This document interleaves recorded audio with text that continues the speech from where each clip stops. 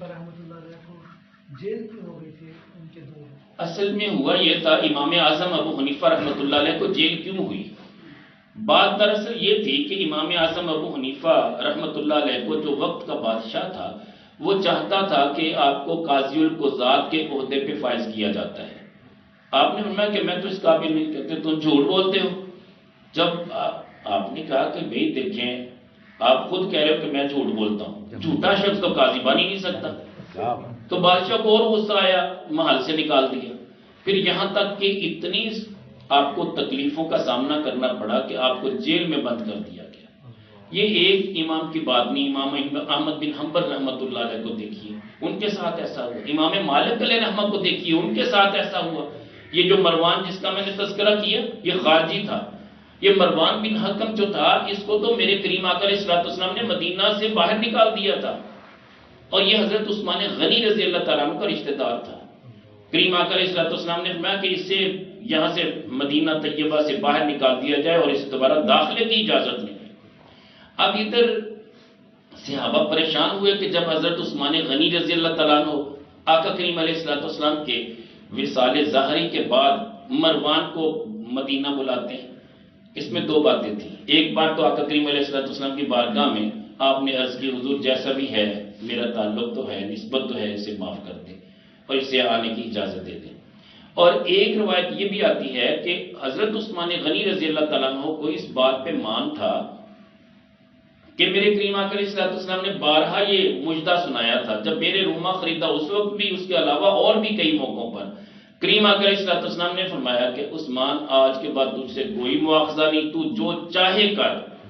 حضرت عثمان کہنے لگے جب مجھے اجازت ہے میں جو چاہے کروں تو تم اعتراض کرنے والے کون ہوتے ہو؟ تو مروان کو پھر آپ لے آئے تھے۔ تو کہنے کا مطلب یہ ہے کہ پھر یہی تو مسائل کا سبب بنا نا، جتنے بھی معاملات تھے شہادت امام حضرت عثمان غنی رضی اللہ تعالیٰ عنہ، ان کا مین ذریعہ تو سبب تو یہی بنا تھا نا۔ تو یہ معاملات تھے، اللہ کے نبی صلی اللہ علیہ وسلم کی تو نگاہیں پہلے دیکھ رہی تھی کہ یہ عثمان کے لیے آزمائش کا باعث بن جائے گا، تو اسی لیے تو مدینہ طیبہ سے نکال دیا تھا۔ اب صحابہ خاموش اس لیے تھے کہ اب عثمان غنی رضی اللہ تعالیٰ عنہ تو وہ ہیں جو منظور نظر ہیں، سرکار نے فرمایا جو بھی کریں ان سے کوئی مواخذہ نہیں ہے، لیکن اللہ کریم جل وعلا کی طرف سے پھر آزمائش بھی انہی کو بھگتنا پڑی، آزمائش بھی ان پہ آئی، اور 40 دن آپ پہ پانی بند کیا گیا۔ اور یقین کریں امام مالک کا میں تذکرہ کر رہا تھا، آپ کے بازو، آپ کے کاندھے اتار دیے گئے تھے، آپ اپنے بازو کو اوپر نہیں کر سکتے تھے، قمیض نہیں پہن سکتے تھے، اتنا مارا گیا تھا، اتنے کوڑے لگائے گئے تھے، یہاں تک کہ آپ کے چہرے پہ انہوں نے سیاہی لگا کے بالکل چہرہ سیاہ کر کے گدے پہ بٹھا کے مدینے کا چکر لگوایا تھا۔ امام مالک نے یہ نہیں کہ نقاب کر لیا ہو، بلکہ امام مالک رحمت اللہ علیہ آپ بلند آواز سے کہتے ہیں بھئی پہچان لو مجھے، میں کون ہوں؟ میں وہی امام حدیث ہوں جو مدینہ طیبہ میں تمہیں حدیث کا درس دیتا ہوں۔ تو آج میرے ساتھ یہ کر رہے ہیں، میں پھر بھی اللہ کی رضا پہ راضی ہوں، اور دعا کیا کرتے تھے یا اللہ ان کو بخش دے، یہ جیسے بھی ہیں، لیکن مجھے ثابت قدمی عطا کر، باری تعالیٰ جیسے بھی ہیں ان کو بخش دے۔ اب یہ کون ہے؟ میں کہتا ہوں کمال کی بات ہے، آج ہمارے ساتھ کوئی اس طرح کا بہیو کرے تو ہم تو برداشت نہیں کریں گے، ہم تو اسے بددعائیں دیں گے، مگر قربان جائیں امام مالک رحمت اللہ علیہ نے تاریخ رقم کر دی کہ آپ نے فرمایا کہ یا اللہ میں تو ان کی بھی سفارش کرتا ہوں، یا اللہ انہیں بخش دے، جیسے بھی ہیں یہ ان کا اپنا معاملہ ہے، تو مجھے بھی معاف کر دے، ان کو بھی معاف کر دے، ایسے تھے۔ تو امام اعظم ابو حنیفہ رحمت اللہ علیہ آپ کو ایک مرتبہ خلیفہ ہارون الرشید، اس نے کہا کہ مجھے قلم بنا کے دیں، آپ سنا ہے قلم بہت اچھی بناتے ہیں، آپ نے قلم بہترین قسم کی بنا کے دے دی۔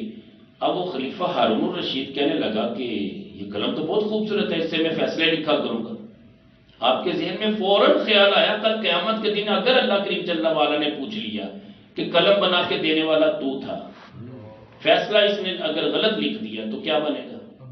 وَلَا تَعَاوَنُوا عَلَى الْإِثْمِ وَالْعُدْوَانِ، زیادتی اور گناہ کے کاموں میں تعاون بھی نہ کرو، تو یہ تعاون علی الاسم ہو جائے گا۔ آپ نے فوراً کہا کہ بادشاہ سلامت یہ قلم مجھے دکھانا، بھری مجلس میں شاہی دربار لگا ہوا ہے، آپ اس کو توڑ دیتے ہیں۔ یار میں نے بنا تو دی، لیکن اب میں اس کو توڑ اس لیے رہا ہوں کہ ممکن ہے تم کوئی غلط فیصلہ لکھ دو، بادشاہ وقت جو بھی کرے کون پوچھنے والا۔ تو بادشاہ اتنا ناراض ہوا کہنے لگا کہ آج کے بعد تم میرے دربار میں نہ آنا. فرماتے میں تو پہلے یہ چاہتا تھا. آپ چلے گئے. اب خلیفہ ہارون الرشید کی والدہ کا بڑا پیار تھا امام اعظم ابو حنیفہ رحمۃ اللہ علیہ سے, بڑا پیار تھا. اب والدہ بعض اوقات چاہتی کہ ان سے ملاقات ہو, لیکن آخری وقت تھا, والدہ کا انتقال ہو گیا. اب بادشاہ اتنا سخت دل تھا, حالانکہ خلیفہ ہارون الرشید انتہائی عادل بادشاہ, اس میں کوئی شک نہیں, نیک تھا, اس میں کوئی شک نہیں, لیکن اس حوالے سے اس کے دل میں ایسی سختی آ گئی تو وہ کہنے لگا کہ میں نے جنازے کی اطلاع بھی نہیں دینی. امام اعظم ابو حنیفہ رحمۃ اللہ علیہ گھر میں بیٹھے رہے کہ چلے نہیں بلایا, کوئی مسئلہ نہیں. تو جنازہ ہوا, بہت سارا صدقہ و خیرات ہوا, بڑی دیگیں پکائی گئیں, بڑا قرآن کریم پڑھایا گیا, سب کچھ ہوا. رات ہوئی تو خلیفہ ہارون الرشید خواب میں دیکھتا ہے امی جان جنت میں ٹہل رہی ہیں. عرض کرتا ہے امی جان ماشاءاللہ میں نے جو صدقہ و خیرات کیا, اصالہ ثواب کیا, قرآن پڑھائے, دیگیں پکائیں ہزاروں کی تعداد میں, تو وہ سارا کچھ آپ کو پہنچا؟ تو ماں کہتی نہیں, تیرا کچھ بھی مجھے نہیں پہنچا. اب یہ پریشان, یار اتنا صدقہ و خیرات اور اصالہ ثواب تو کچھ بھی نہیں پہنچا. تو پوچھا کہ امی جان پھر آپ جنت میں کیسے داخل ہوئی؟ ماں کہتی ہے کہ امام اعظم ابو حنیفہ جس سے تو ناراض ہے, انہوں نے گھر بیٹھے بیٹھے سورہ فاتحہ سورہ اخلاص پڑھ کے دعا کی کہ یا اللہ یہ ان کو اصالہ ثواب کرتا ہوں, قبول فرما لے, انہیں بخش دے, ان کی بخشش کر دے, ان کے درجے بلند کر دے. میں امام اعظم ابو حنیفہ کی دعا سے جنت میں آئی ہوں. اب اگلے دن جناب پھر تو وہ خلیفہ ہارون الرشید توبہ کرنے لگا, معافی مانگنے لگا, راضی کرنے لگا. یہ جتنے بھی ہیں نا, بے شک بڑے بڑے خلیفہ ہوئے ہیں, بے شک عدل و انصاف پہ باقاعدہ پابند رہے, لیکن پھر بھی بہت ساری کوتاہیاں ان سے ہوئی ہیں. یہ ان کا پھر آگے بیٹا ہارون الرشید کا بیٹا تھا مامون الرشید, تو یہ معاملات ہیں, امام علی رضا کو قتل کرنے والے, زہر دینے والے یہی تو تھے. تو یہ بہت ساری بڑی سچی بات ہے, بڑی پریشان کن تاریخ ہے جب اس کا مطالعہ کرتے ہیں کہ یار یہ کیا ہوا. ایک طرف ان کی جناب اتنی نیکیاں, ایک طرف سخاوت, ایک طرف اتنے پیارے پیارے واقعات, دوسری طرف ان کا رویہ یہ بس یہ حکومت کا لالچ شروع سے ایسا رہا. سچی بات تو یہ ہے کہ آج صرف اور صرف دنیا کے لالچ میں بندہ یہ دیکھتا ہی نہیں ہے کہ میں کتنا بڑا دین کا نقصان کر رہا ہوں. میں کسی عالم دین کو, کسی اللہ کے نیک بندے کو, کسی بہت بڑے بزرگ کو, اسے اگنور کر کے اپنا صرف دنیا کا نفع کما رہا ہوں. امام علی مقام کے ساتھ کیا ہوا تھا؟ یہی کچھ تو ہوا. سب کچھ جاننے کے باوجود وہ 18,000 کے قریب جو وہاں پہ لوگ موجود تھے, ان میں بہت سارے ایسے لوگ تھے جو تابعین تھے, بہت سارے ایسے لوگ تھے جن کو پتا تھا کہ یہ نواسہ رسول ہیں, ان کی شان کیا ہے, یہ سیدہ شباب اہل جنہ ہیں. سب پتا ہونے کے باوجود انہوں نے کتنا بڑا غلط قدم اٹھایا اور امام علی مقام کو وہاں پہ 72 ان کے ساتھیوں کے ساتھ شہید کر دیا اور بڑی بے دردی کے ساتھ شہید کیا. تو بہرحال بات یہ کہ یہ حکومتی لالچ, یہ دنیا کا لالچ, یہ ان لوگوں میں موجود تھا.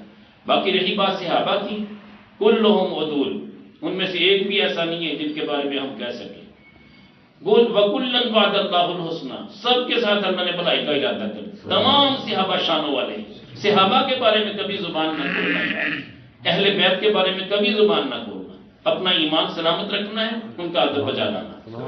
بات یہ ہے کہ اگر ہم صحابہ کو برا بھلا کہیں گے تو میرے کریم آقا علیہ السلام کا فرمانے والی شان ہے صحابی کالنجوم, میرے صحابہ ستاروں کی مانند ہیں. فَبِأَيِّهِمْ اقْتَدَيْتُمْ اهْتَدَيْتُمْ, ان میں سے کسی ایک کی بھی آپ اقتدا کر لو گے, ہدایت پا جاؤ. تو بہرحال کہنے کا مطلب یہ کہ ہم نے صحابہ کے بارے میں زبان نہیں کھولنی. ان کی اولادوں نے کیا کیا یہ ہم سے نہیں پوچھا جانا, یہ ان کا اپنا معاملہ تھا, اللہ جانے یا ان کی اولادیں جانے. تو اسی لیے ہم یہ نرم گوشہ اس حوالے سے رکھتے ہیں کہ یار خاموشی بہتر ہے. یہ حضرت امیر معاویہ رضی اللہ تعالیٰ عنہ ہو, آپ بھی تو صحابی ہیں نا, کاتب وحی بھی ہیں, آقا کریم علیہ السلام کی رشتہ داری بھی ہے ان کے ساتھ, لیکن اس کے باوجود ان کا بیٹا ہی تو ہے یزید جس نے امام علی مقام کے حوالے سے کیا. اب اس میں امام غزالی علیہ الرحمہ نے خاموشی اختیار کی ہے, کہتے کہ یار کچھ نہ کہو, یہاں بھی خاموشی اختیار کرو. یہ معاملہ وہ ہے جہاں خاموشی اختیار کرنا ضروری ہے, لیکن اس کے باوجود بعض ائمہ کرام نے بڑے شد و مت کے ساتھ غصے کا بھی اظہار کیا. تو اہل تشیع حضرت امیر معاویہ رضی اللہ تعالیٰ عنہ کو برا بھلا کہتے ہیں, جبکہ ہم نہیں کہتے. ہم کہتے نہیں کہ وہ صحابی رسول نے, آقا کریم علیہ السلام نے فرمایا جس نے میرے امیر معاویہ کو گالی دی, برا بھلا کہا, گویا اس نے مجھے برا بھلا کہا. جس نے ان کو اذیت دی اس نے مجھے اذیت دی. تو لہٰذا ہمیں احتیاط کرنی چاہیے یار. ہم کیوں آزمائش میں ڈالیں اور اپنے آپ کو کیوں اس امتحان میں ڈالیں؟ ہمارا رویہ یہ ہونا چاہیے کہ سرکار کے سارے صحابہ شان والے. ٹھیک ہے، صحابہ کے بارے میں کبھی زبان نہ کھولیں. ان کی اولادوں نے کیا کیا؟ بہت ساری اولادیں اچھی ہوئیں، بہت سارے لوگوں کی اولادیں اچھی نہیں ہوئیں.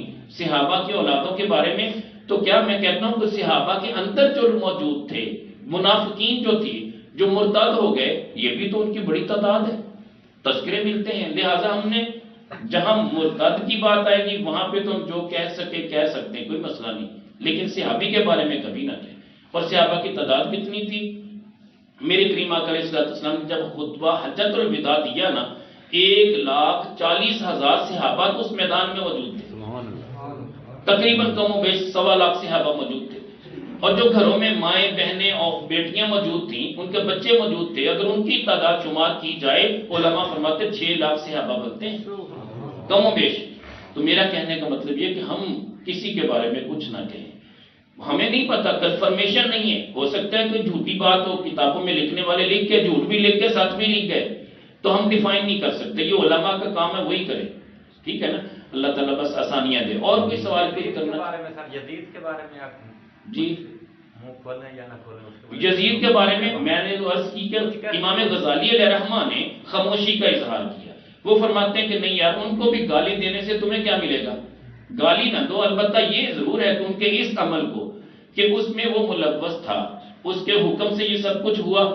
دیکھیں نا، بعض نے تو ان کی تائید اس حوالے سے کی کہ وہ یزید نے کوئی حکم نہیں دیا تھا، حالانکہ بہت ساری معتبر روایتیں موجود ہیں، تاریخ موجود ہے کہ باقاعدہ حکم کیا تھا، حکم نامہ جاری کیا تھا. بلکہ یہاں تک کہ یزید نے بیعت کے لیے سعید بن زید کو پیغام بھیجا تھا، اور جو پیغام لے کے آنے والا تھا نا، وہ مروان کے پاس گیا کہ سعید بن زید کو کہیں کہ اسلام بیعت کرے یزید کی. اب صورتحال کیا ہے؟ ادھر سعید بن زید کے بارے میں مروان کہنے لگا یار بہتر ہے انہیں نہ کہیں، معاملہ الجھ جائے گا، وہ صحابی رسول ہے، عشرہ مبشرہ صحابی ہیں، تو لہٰذا رہنے دیں. وہ کہنے لگا نہیں جی میں جاتا ہوں. چلے گئے. جا کے جب کوئی نہیں، اس وقت شام تھا نا، شام سے ہی باقاعدہ اسپیشلی طور پہ قاصد آیا تھا. مروان کے منع کرنے کے باوجود وہ چلا گیا. جب وہاں گیا، جا کے اس نے بات کی تو سعید بن زید کہنے لگا تم جاؤ، میں دیکھ لوں گا کیا کرنا ہے میں نے. تو وہ کہنے لگا نہیں جی آپ کو بیعت کرنا ہوگی. میں میری بات سنے، میں نہیں کرتا، تو کیا کر لے گا؟ وہ خاموش ہو کے چلا گیا. مروان کو کہنے لگا کہ وہ یار وہ تو اتنے غصے والے جلال والے ہیں، میں تو ان کے آگے بات ہی نہیں کر سکا، اور میں تجھے میں کہہ رہا ہوں خاموش ہو کے چلے جاؤ. تو بہرحال پھر تو مدینہ طیبہ میں جب انہوں نے مدینہ کی عورتوں کو مباح کر دیا، 10,000 سے زیادہ عورتوں کے ساتھ زنا کیا گیا. یہ یزید کی فوج ہی تو تھی جس نے 10,000 عورتوں کے ساتھ زنا کیا تھا. عورتوں کو حاملہ کر دیا انہوں نے، اور مسجد نبوی میں گھوڑے باندھے گئے تھے. 3 دن تک نماز نہیں ہوئی. سعید بن المسیب رضی اللہ تعالیٰ عنہ تابعین میں سے ہیں، وہ فرماتے ہیں کہ میں تو بالکل مجنون ہو گیا، پاگل ہو گیا. میں نے کہا میں مسجد نبوی سے باہر نکلتا ہی نہیں، وہ لوگ مجھے مارتے میں ہنستا، تو جب وہ سائڈ پہ ہو جاتا پھر میں روتا. 3 دن میں نے مسجد نبوی کا جو حشر اپنی آنکھوں سے دیکھا، گھوڑے بندھے ہوئے، نماز نہیں ہو رہی، جماعت نہیں ہو رہی. لیکن سعید بن مسیب رضی اللہ تعالیٰ عنہ آپ عاشق رسول تھے، اور اتنے عاشق رسول تھے کہ لیٹے ہوئے ہیں. کسی نے حدیث پوچھی، فرماتے پہلے مجھے اٹھاؤ. اٹھ نہیں سکتے تھے، اتنی علالت تھی. کہتے مجھے پکڑ کے بٹھاؤ. میں لیٹے لیٹے کیسے حدیث سنا سکتا، یہ ادب کے خلاف ہے. تو پھر آپ کو اٹھایا جاتا ہے، آپ بیٹھ کے حدیث پاک سناتے ہیں. یہ اتنے معتبر سے تابعین میں سے ہیں. تو سعید بن مسیب کہتے ہیں اللہ کی قسم میں نے 3 دن جو مسجد نبوی میں گزارے، میں نے اذان بھی اپنے کانوں سے سنی. قبر انور سے اذان کی آواز آتی تھی، اور قبر انور سے باقاعدہ جماعت کی آواز آتی تھی. کریم آقا علیہ السلام جماعت کراتے، پیچھے صحابہ کھڑے ہوا کرتے تھے. جو صحابہ دنیا سے گزر چکے وہ بھی جماعت میں شامل ہوا کرتے تھے. میں نے اپنی نگاہوں اور کھلی آنکھوں سے دیکھا، یہ منظر دیکھا، اور میں نے وہ نمازیں باقاعدہ ان کے ساتھ ادا کی. حضور یہ ہے حضوری. ہم جو کہتے ہیں کہ نام یہ حضوری فلاں کو مل کے فلاں کو، نہیں، حضوری حقیقت میں خود حاضر ہونے کا نام ہے. بندہ اپنے رب کا تصور اتنا کرے کہ اپنے رب کے سامنے موجود ہے، اپنے رب کو کھلی آنکھوں سے دیکھ رہا ہے. بخاری شریف کی حدیث ہے ان تعبد اللہ کانک تراہ، رب کی عبادت اس طرح کرے گویا کہ تو رب کو دیکھ رہا ہے. فَإِن لَمْ تَكُنْ تَرَاهُ فَإِنَّهُ يَرَاكَ، اگر یہ مرتبہ نصیب نہ ہو تو کم سے کم اتنا تصور کر کہ رب تجھے دیکھ رہا ہے۔ تو یہ وہ لوگ تھے تو جو اپنے رب کو اپنے سامنے موجود پایا کرتے تھے۔ مولا علی شیر خدا رضی اللہ تعالیٰ عنہ کی بات نہ کریں تو مزہ نہیں آئے گا۔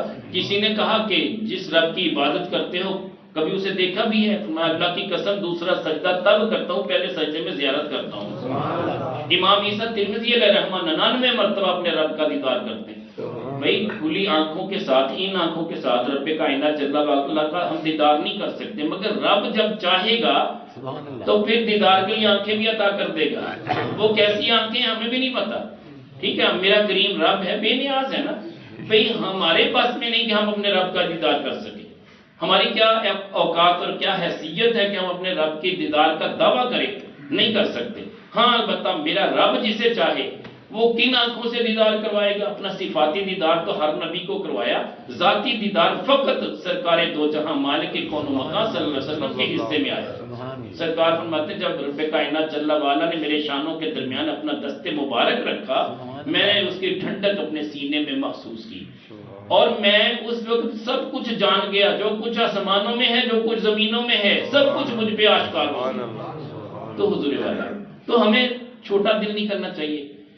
جب قرآن بلکہ بخاری شریف کی روایت ہے کہ سرکار فرماتے ہیں کہ اپنے رب کو دیکھنے کی کوشش کرو، تصور پختہ کرو کہ عبادت اس طرح کرو کہ گویا کہ رب کو دیکھ رہے ہو۔ اگر یہ ممکن نہ ہوتا سرکار کبھی بھی یہ لفظ نہ کہتے۔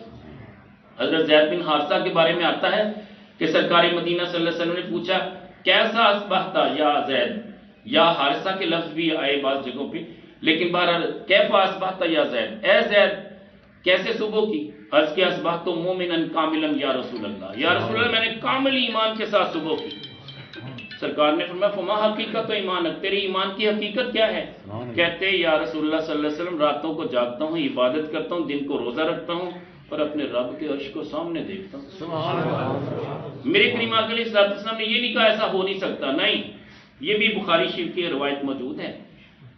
میرے کریم آقا علیہ السلام فرماتے ہیں فلزم یا حارثہ، فلزم، یہاں پہ میں حارثہ کہہ رہا ہوں، یہ زید، فلزم یا زید، فلزم یا زید، فلزم یا زید، اے زید اس کو سنبھال لو، یہ راز ہے اللہ کا، اس کو اشکار نہیں کرنا، لوگوں کو نہ بتاتے پھرنا، بولے جاتے ہیں جس پہ راز و نہاں بند کی جاتی ہے اس کی زبان، جو دعوے کرتا پھر اس کے پلے کچھ نہیں ہوتا، وہ خالی ڈھول کی آواز ہوتی بس، جو اندر سے پر ہوتا ہے اس کی آواز نکلتی نہیں ہے۔ میرے بابا جی کہا کرتے تھے بیٹا جسے نعت پڑھنا آ گئی نا، جسے نعت پڑھنا آ گئی وہ بول نہیں سکتا، اور جو بول سکتا ہے اسے نعت پڑھنی آئی نہیں۔ بات یہ ہے کہ تصور ہی تصور میں اپنے آنسوؤں کی آواز میں بندہ اپنا مجدہ سنائے نا، کیا سرکار نہیں سنتے؟ میرا رب نہیں سنتا؟ وَهُوَ يَعْلَمُ مَا تُخْفِي الصُّدُورُ، وہ تو دل کے اندر کی باتوں کو بھی جانتا ہے، دل میں کیا ہے، خیال کیا ہے، افکار کیا ہے، سوچ کیا ہے۔ تو بہرحال اسی پہ اکتفا کرتے ہیں، کوئی اور کسی کی بات جی اپنا کیوں لا لینے جی اپنے موبائل تے ناز شریف والی جی اس سے احتیاط کریں۔ علماء کہتے ہیں کہ واش روم میں اگر اچانک موبائل پہ آن ہوئی تلاوت ہے، قرآن کریم کی نعت ہے تو ادب کے خلاف ہے، بہتر ہے اس سے احتیاط کریں۔ ہاں جی آج میں نے پڑھا بھی تھا جی احتیاط بستر اگر پڑھ رہا ہے اس کی سجدہ سہو واجب ہو گیا ہے، جی تو اس نے نہیں کیا سلام پھیر کے نفل نیتنی ہے، تو اب وہ کیا کرے؟ وہ دوبارہ وطر پڑے گا۔ اگر دیکھیں کوئی واجب چھوٹ گیا نا، سجدہ صاحب اس نے نہیں کیا، پھر اسے وہ دہرانی پڑے گی۔ نفل توڑ کے دوبارہ پڑھے یا نفل؟ نہیں، نفل مکمل کرے اس کے بعد۔ ہاں جی اور کوئی جمعے کو سر جیسے علماء کرام کہتے ہیں کہ دوسری جو اذان ہے اس میں آپ نے جواب بھی نہیں دینا اور آرام سے بیٹھے، یہ بھی ایک بڑا اختلافی مسئلہ ہے، اس لیے یہ میں عرض کرتا ہوں سمجھ نہیں آ رہی۔ یہ جو جمعے کی پہلی اذان ہے نا، یہ حضرت عثمان غنی رضی اللہ تعالیٰ عنہ کے دور میں شروع ہوئی، پہلی اذان، تاکہ تنبیہ ہو جائے، دکاندار جتنے بھی ہیں دکانیں بند کر کے تیاری کریں جمعے کی اور جمعے کے لیے آ جائیں۔ دوسری اذان اس لیے ہوئی کہ جو قریب موجود ہیں متوجہ ہو جائیں اور وہ باقاعدہ شامل ہو جائیں۔ تو بعض علماء کہتے ہیں کہ دوسری اذان خطبے کا حصہ ہے، اور خطبے کے لیے کیا حکم ہے کہ جب امام خطبہ کر دے شروع، ابھی بندہ وضو کر رہا ہے، وضو کرنے کے بعد وہ صرف وضو خانے سے باہر آ کے مسجد کا صحن شروع ہو گیا، وہیں بیٹھ جائے، اسے آگے جانے کی بھی اجازت نہیں۔ اتنا ادب ہے خطبے کا۔ اور کریم آقا علیہ السلام نے اس بارے میں صحابہ کو فرمایا کہ اگر تم میں سے کوئی خطبے کے دوران نہ آ سکا اس کا جمعہ نہیں ہوگا۔ وہ پھر صرف نماز کا اجر اسے ملے گا، جمعے کا اجر نہیں ملے گا۔ خطبہ سننا اتنا بڑا ضروری امر ہے، واجب کے زمرے میں آتا ہے۔ تو بہرحال آگے اس کے علاوہ آپ احتیاط کریں۔ اذان کے حوالے سے دیکھیں برجستہ لفظ نکل جاتے ہیں بندے، یعنی یہ اذان ہو رہی ہے، بعض اوقات بندہ اذان کا جواب دیتا ہے، اس میں کوئی حرج نہیں، اگر کسی کے مطلب ذہن سے اٹھ گیا، نہیں وہ سنبھال سکا اور جواب دے چکا ہے تو کوئی حرج نہیں، اس پہ کوئی گناہ نہیں ہے۔ بعض نے احتیاط کا حکم دیا کہ احتیاط اتنی کریں، لیکن ہمارے ہاں کیا ہے، اب امام خطبہ دے رہا ہے تو صورتحال کیا ہے کہ لوگ آپس میں باتیں کر رہے ہوتے ہیں، تو جو اتنا بندہ غافل ہے وہ اگر جواب بھی دے لے گا تو کیا فرق پڑے گا؟ جی آپ کو ایک بات کرنا چاہ رہے تھے بس؟ مسجد اپنا بعض اوقات آپ کا سر اپنے شلوار جو ہے ٹخنوں سے نیچے بھی ہو جاتی ہے، تو مسجد نماز کے دوران ہی لوگ نہیں اس کو سمیٹنا یا اس کو جیسے فولڈ کرنا یا پونچوں کو فولڈ کرنا، پینٹ کے پونچے ہوں یا کوئی بھی، اسی طرح یہاں پہ اس کو فولڈ کرنا، اس کی اجازت نہیں ہے۔ اللہ کے نبی صلی اللہ علیہ وسلم نے سختی سے منع فرمایا، تو لہٰذا ہم وہ کام کیوں کریں جس سے اللہ کے نبی صلی اللہ علیہ وسلم نے منع کر دیا؟ تو لہٰذا اپنے اس سائز کو ہی بہتر کر لیں، ٹھیک ہے نا، تو احتیاط کر لینی چاہیے۔ جی وہ جب چھوٹے پیشاب کر لیتے ہیں، جی جی اگر آپ کو محسوس ہوتا ہے کہ آپ کے کپڑے خراب ہو رہے ہیں، جی کترے آ گئے ہیں، جی جی اس کے بارے میں بتا دیں۔ ہاں یہاں پہ علماء نے یہ رہنمائی فرمائی ہے کہ اگر ایک بندہ ایسا ہے، ایسا مریض ہے جسے پیشاب کے قطرے آتے ہیں، اب وہ قطرے اس سے کنٹرول نہیں ہو پاتے، تو اس کو چاہیے کہ ایک بار وہ صحیح معنوں میں وضو کرے، وضو کرنے کے بعد انڈر ویئر پہن لے، یعنی الگ سے جو کپڑا ہوتا ہے اندر وہ پہن لے، اور اس کے بعد پھر اسے دوبارہ وضو کی حاجت نہیں ہے، وہ ایک بار وضو کرنے کے بعد نماز پڑھ لے، چونکہ وہ بیماری ہے، اس کی معذوری ہے۔ امام مالک علیہ رحمہ آخری وقت تھا، چونکہ آپ پیشاب روک کے کرتے تھے، اتنا روکا کرتے تھے، نماز فجر کا پیشاب کیا ہوا نماز عشاء تک لے کے جا رہے ہیں، کیونکہ پیشاب مدینہ طیبہ کے اندر نہیں کرتے تھے، آپ ادب کا لحاظ رکھتے تھے، آپ تشریف لے جاتے حدود مدینہ کے باہر، ایک پاؤں حد حرم کے باہر رکھتے، ایک پاؤں ادھر رکھتے، پھر پیشاب کرتے۔ اب ظاہر بات ہے اتنا فاصلہ طے کرنے کے لیے، حدود حرم سے باہر جانے کے لیے مشکل ہو جاتی، تو آپ پھر کوشش کرتے پیشاب کو روکتے۔ نتیجہ کیا ہوا؟ نتیجہ یہ ہوا کہ آخر پہ پراسٹیٹ کی تکلیف ان کو ہو گئی، پیشاب کنٹرول نہیں ہو رہا تھا۔ اب وہ امام مدینہ ہیں، امام مسجد نبوی ہیں، مگر جماعت کے ساتھ نماز نہیں پڑھ پا رہے، اب گھر پہ ہیں۔ لوگ کہتے ہیں کہ آپ امام حدیث ہو کہ آپ جماعت کے ساتھ نماز نہیں پڑھتے، آخر کیوں؟ آپ کہتے ہیں یار یہ میں بتاؤں تب بھی بات شکوے والی ہے، یہ اللہ کی طرف سے مجھے آزمائش اور امتحان کا سامنا ہے۔ پھر آپ نے جب لوگوں نے مجبور کیا تو آپ نے بتایا کہ میرے کنٹرول نہیں ہے پیشاب کا، وہ قطرے گرتے ہیں، میں نہیں چاہتا کہ مسجد نبوی میں میرے پیشاب کا کوئی قطرہ زمین پہ گرے، تو یہ احتیاط تھی ان کی۔ تو معذور ہے نا، عذر جب ہے تو پھر آپ نماز گھر میں پڑھ سکتے ہیں۔ اسی طرح حضور جیسے عمر سیدھا آدمی ہو جاتا ہے، کھانسی آتی ہے، جی جو اس وقت بھی نکل اس وقت سکتے بھی ہیں، بعض لیکن اوقات یہ عذر نہیں ہے، یہ یاد رکھیں کہ اگر صرف کبھی کبھی ایسا ہوا تو پھر عذر نہیں ہے۔ جب اس طرح آپ نے دیکھا کہ پیشاب کے قطرے نکلے، فوراً جا کے آپ وضو کرنے کے پابند ہیں۔ جو بیچارہ مسلسل اس طرح کی مرض میں مبتلا ہے کہ مسلسل اس کے قطرے نکل رہے ہیں اور اکثر ایسا ہو رہا ہے، تو اس سے چاہیے کہ وہ عذر اس کا قابل قبول ہے، وہ انڈر ویئر استعمال کر لے۔ لیکن جو کبھی کبھار ہوتا ہے اس کے لیے حکم ہے کہ وہ دوبارہ وضو نہیں نہیں حضور، ویسے کہ جیسے وہ پتہ تو ہے کہ پیشاب کرتے وقت انسان زیادہ اس کو پتہ ہے کہ میں کھانسوں اور جتنا ہو سکے یہ خارج ہو جائے، لیکن پھر بھی اگر دوبارہ اسے کھانسی آئی نا، اگر نماز میں ہے اسے نماز توڑ دینی چاہیے اور جا کے وضو دوبارہ کرنا چاہیے، اپنے کپڑوں کو بھی پاک کرنا چاہیے۔ لیکن اگر اس کے ساتھ مسلسل ایسا ہو رہا ہے کہ ہر رکعت میں ایسا ہو رہا ہے، ایک بار آیا، دوسری بار آیا، تیسری بار آیا، اللہ حاضر کیا اس کے وقت بھی نماز کا ختم ہونے لگا ہے، تو ایسی صورت میں پھر وہ پڑھ لیں، پھر وہ قابل قبول ہے۔ تو آپ کوئی اور بات حافظ صاحب کر رہے تھے؟ حافظ صاحب آپ کو پوچھنا چاہ رہے تھے؟ میں یہی پوچھنا تھا، اسے کپڑے بھی پاک کرنے چاہیے؟ ہاں کپڑے تو دھونے چاہیے، تو میرے کریم آقا علیہ الصلوۃ والسلام نے کپڑوں کو دھونے کا حکم دیا۔ اور مزے کی بات یہ کہ کریم آقا علیہ الصلوۃ والسلام نے اگر ایسے کپڑے جن پہ پیشاب کے چھینٹے یا منی کے قطرے اگر آئے تو کریم آقا علیہ الصلوۃ والسلام نے دھویا، دھونے کے بعد اسی طرح گیلے کپڑوں کے ساتھ ہی نماز پڑھی ہے، جائز ہے، اس میں منع نہیں ہے۔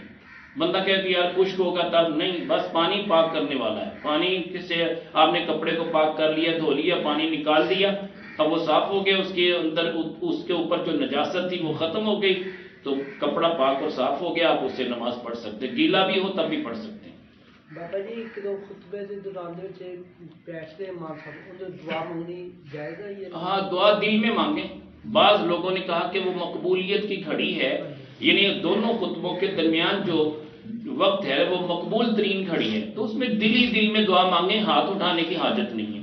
इसी तरह ये जो अजान का जवाब देने की बात है, बाज उलमा, सारे नहीं, बाज के बारे में मैंने सुना है कि बाकायदा जवाब भी देते, मिंबर पे बैठ के बाकायदा वो जब अशहदु अन्ना मुहम्मद रसूलुल्लाह कहा जाता है तो यहाँ पे अंगूठे भी चूमते हैं बाज उलमा। लेकिन अक्सरियत उलमा की इस तरफ माइल है कि वो कहते हैं कि खामोशी बेहतर है, इस अजान का जवाब नहीं देना चाहिए, ये खुतबे का हिस्सा है।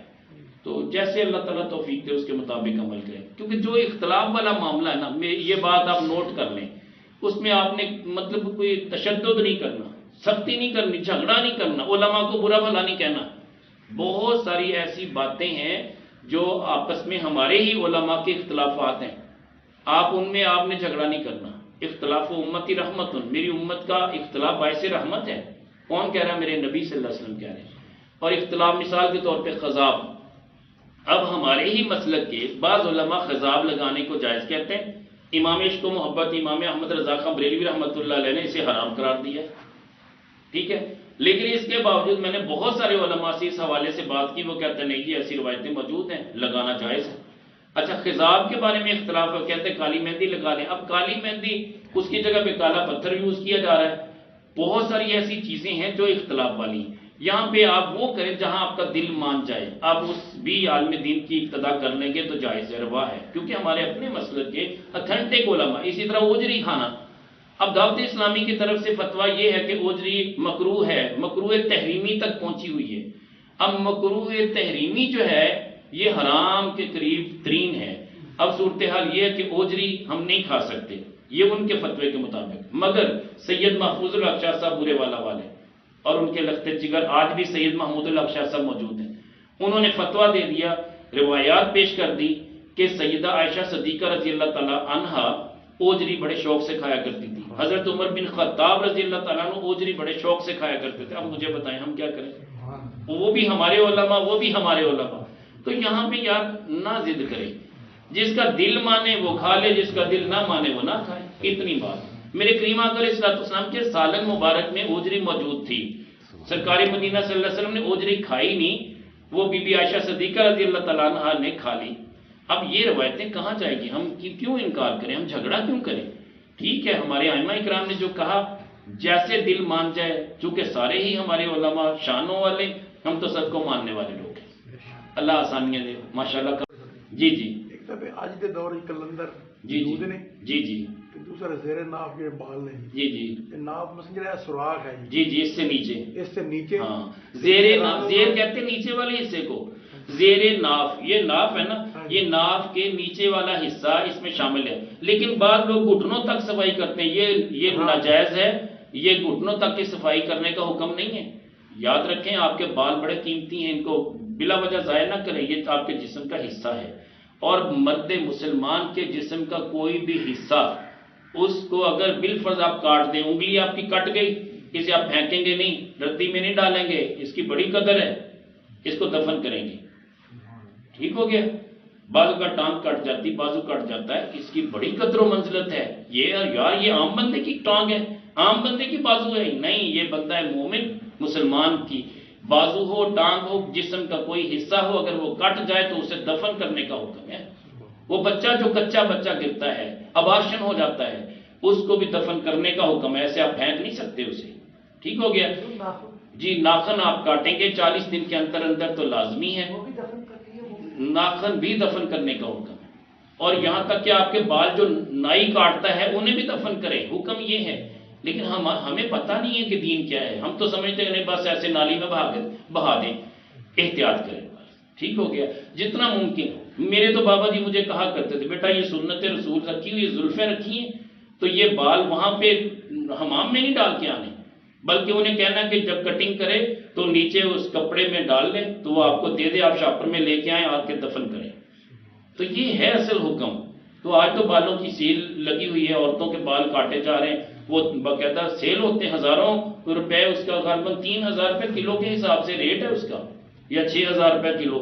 لیکن یاد رکھیں بالوں کا بیچنا یہ اسلام میں حرام ہے، احتیاط کرنی چاہیے۔ اللہم صلی وسلم دائما کثیرا الحمد للہ رب العالمین۔